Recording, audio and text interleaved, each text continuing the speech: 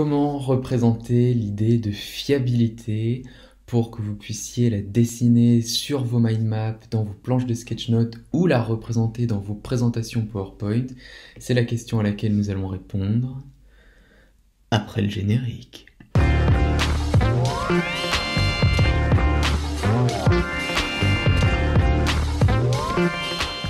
Bienvenue sur cette chaîne YouTube, c'est Laurent du blog des Joyeux Gribouilleurs, le blog qui vous aidera à mettre vos idées en valeur, notamment grâce à la pensée visuelle, c'est-à-dire l'art d'utiliser des dessins rapides et des textes courts pour rendre vos propos plus ludiques, mais aussi plus clairs et donc en un mot plus impactants. Alors si c'est un sujet qui vous intéresse, eh bien je vous conseille de prendre une seconde pour vous abonner à cette chaîne YouTube, puisque je publie régulièrement des vidéos sur le sujet.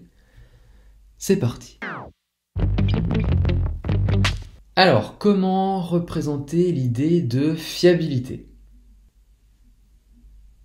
Du coup, je vais vous présenter 3 pistes pour représenter l'idée de fiabilité, sachant que comme d'habitude, en fonction du contexte que vous chercherez à représenter, peut-être que vous aurez d'autres idées plus pertinentes qui viendront, auquel cas vous les utilisez.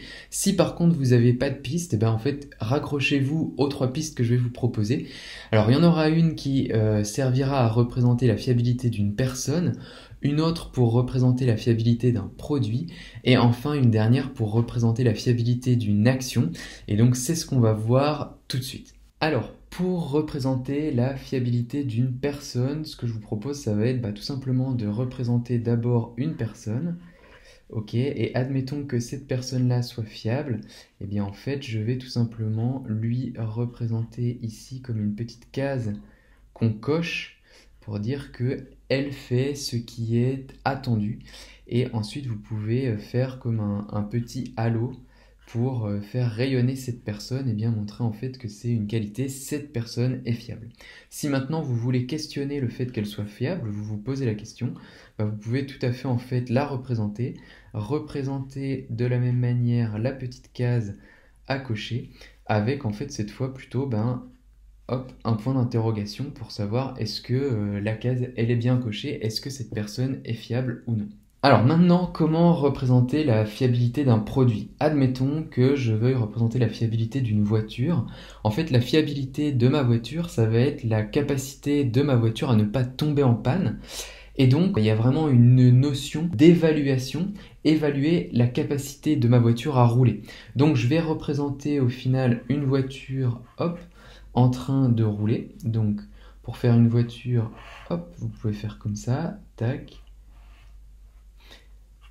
D'accord, vous faites deux ronds pour les roues, un petit rectangle pour la caisse, et puis ensuite, tac, vous faites l'habitacle avec une petite antenne.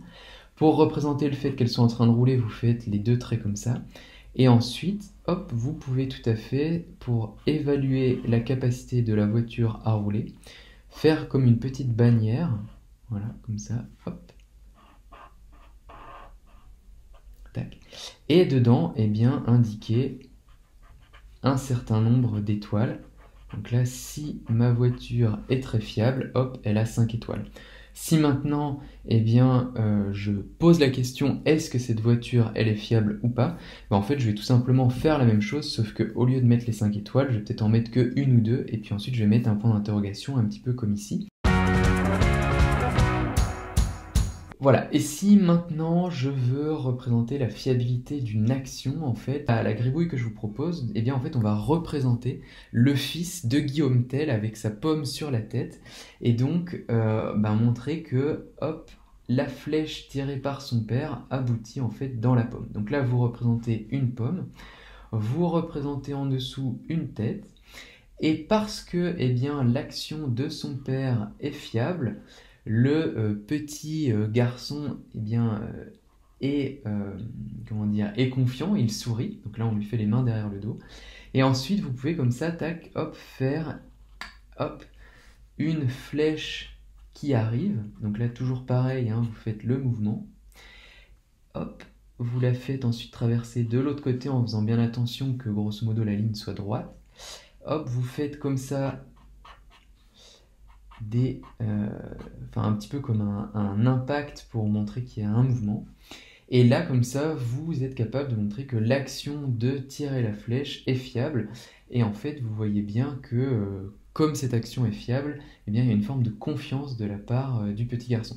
Maintenant, si vous voulez un petit peu toujours pareil, poser la question est-ce que l'action est fiable ou pas, vous pouvez en fait représenter un petit peu la même chose, un personnage. Par contre là, vous n'allez pas lui faire un sourire puisque vous ne savez pas si il a de bonnes raisons d'être confiant ou pas.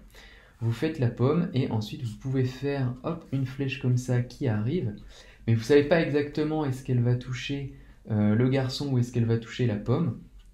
Tac. Et au final, là, vous pouvez représenter la question de la fiabilité. Est-ce que c'est fiable ou est-ce que c'est pas fiable?